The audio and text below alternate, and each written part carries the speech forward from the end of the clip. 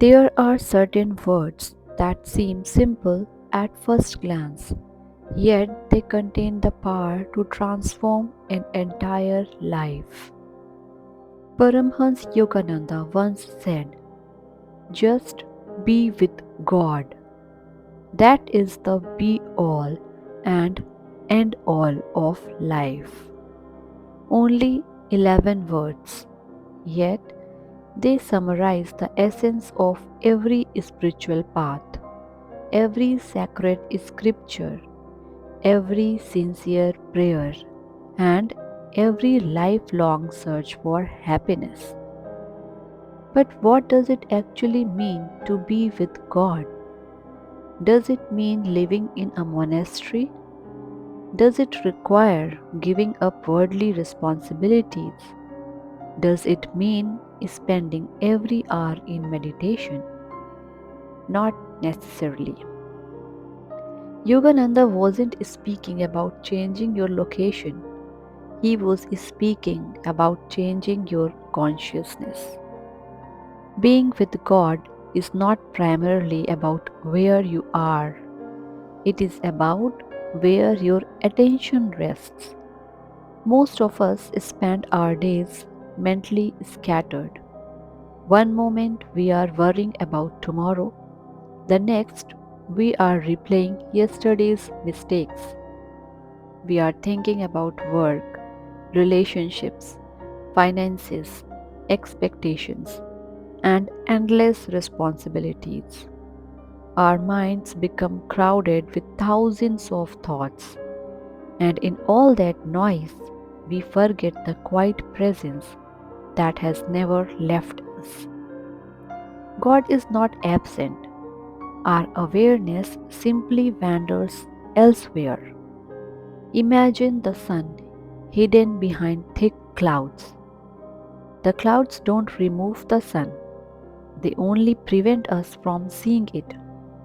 Likewise, anxiety, attachment, fear, and constant mental activity can cover our awareness of the divine. Yogananda's advice is wonderfully direct. Don't chase endless distractions, just be with God. This doesn't mean forcing extraordinary spiritual experiences. It means gently returning your heart to the one who is always present.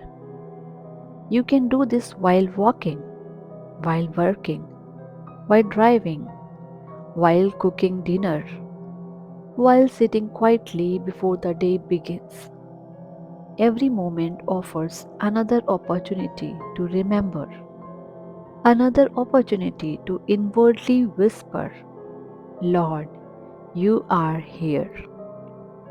Many people believe happiness lies just beyond the next achievement, the next promotion, the next relationship, the next vacation, the next possession.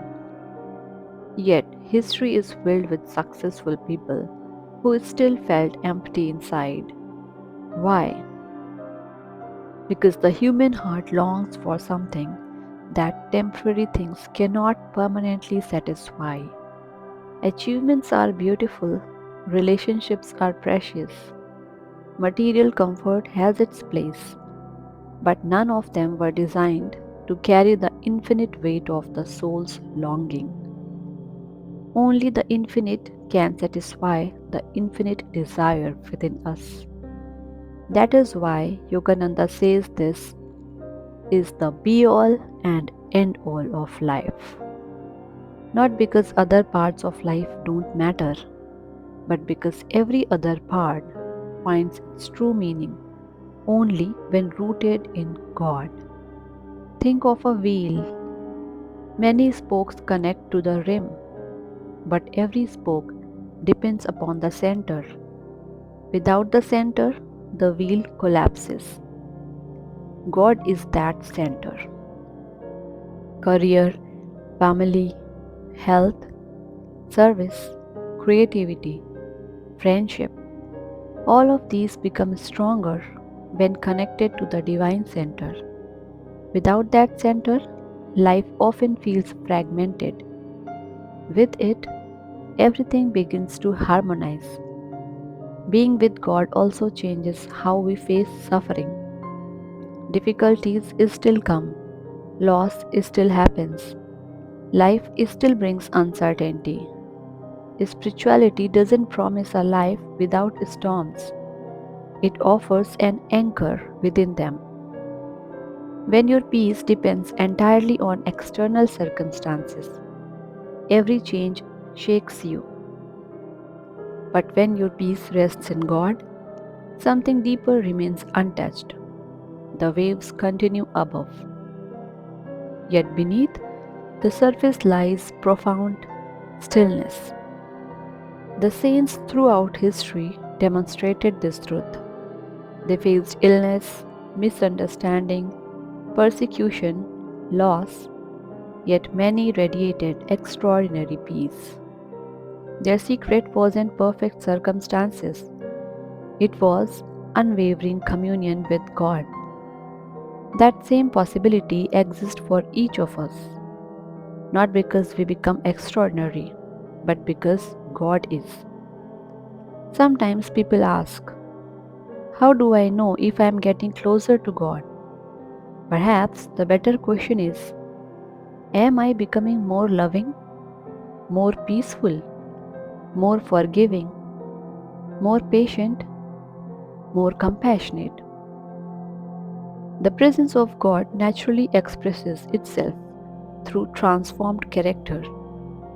The closer we draw to divine love, the more that love flows through us into the world.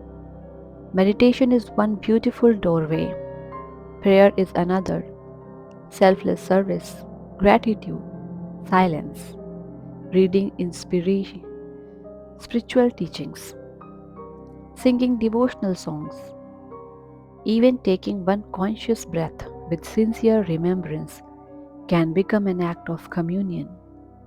God is less interested in the length of our practice than in the sincerity of our heart. Many people wait for ideal conditions before deepening their spiritual life. I will meditate when life slows down. I will seek God after retirement. I'll pray when my problems disappear. But life rarely becomes perfectly convenient.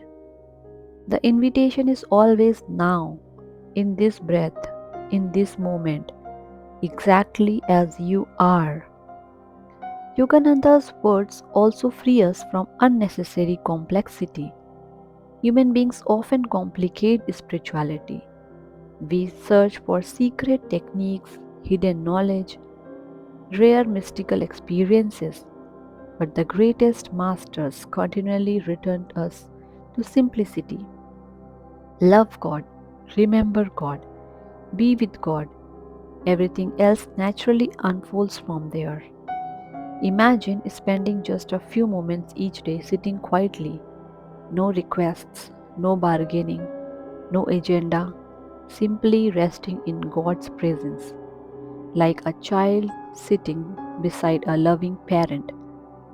Nothing dramatic needs to happen. Presence itself becomes the blessing.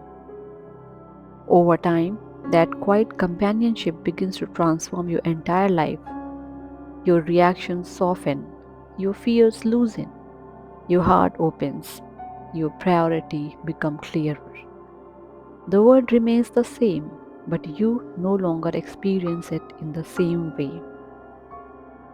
Perhaps this is why Yogananda called it the be all and end all of life, because when we finally discover God, we also discover our true self.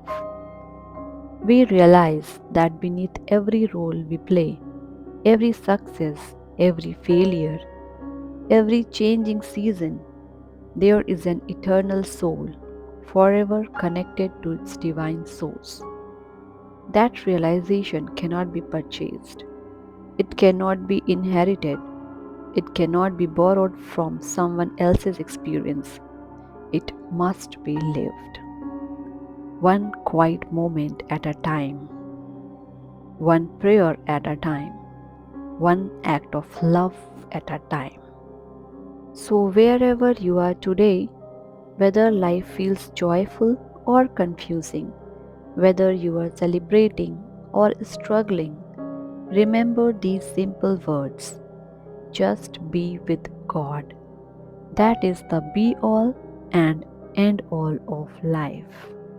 Perhaps you don't need to solve every problem today. Perhaps you don't need every answer right now. Perhaps the greatest step forward is simply turning inward, remembering the divine presence, and resting there.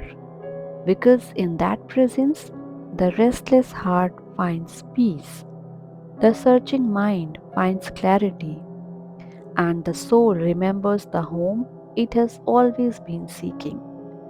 Thank you for listening. Jai Guru.